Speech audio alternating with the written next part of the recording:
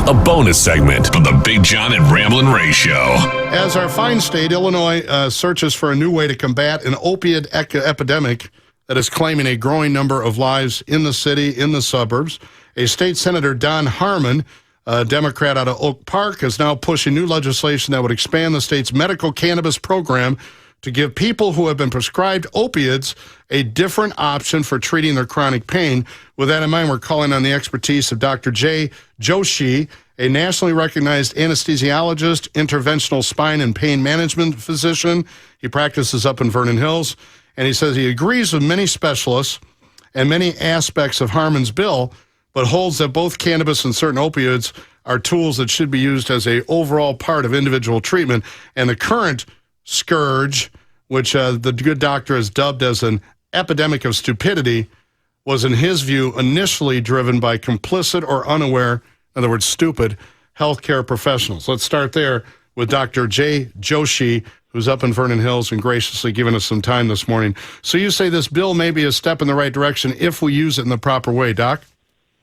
I think, thank you for having me, by the way, and I agree with you. If it's done properly. We have to learn from our mistakes from the past. So what can we learn from the opioid epidemic? Well, one thing that we can learn is it's not an all or nothing switch. When this epidemic started, this was back in the early 2000s, late 90s, you had physicians from major hospitals, major universities going out there and saying, hey guys, opioids are not addictive and there's no dose limits and just prescribe it for anyone who complains of pain. And that's what started this epidemic of stupidity, as I call it. What we don't want to do is we don't want to do the same thing now with cannabis and say, oh, here's this new blanket treatment that's going to take care of all pain for everyone and everyone should get it. We have to be responsible about who receives it. And one thing to keep in mind here, and I want to make sure that in our limited time that I say this, when we talk about medical cannabis, we're not talking about prescribing, and that's the big difference between medical cannabis and opioids.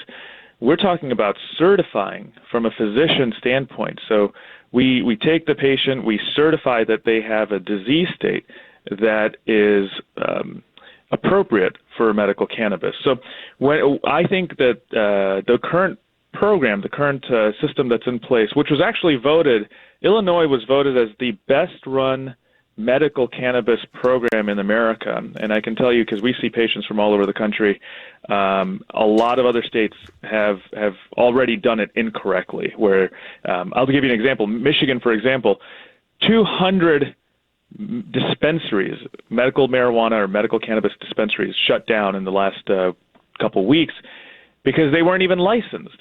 So the oversight was very poor. So if we're going to expand this program in Illinois, I think we need to make sure that we expand it to patients who are legitimate patients, and those patients would be people who have chronic pain, that's long-term pain, that's severe enough that opioids are necessary, and they've failed other modalities. Gotcha.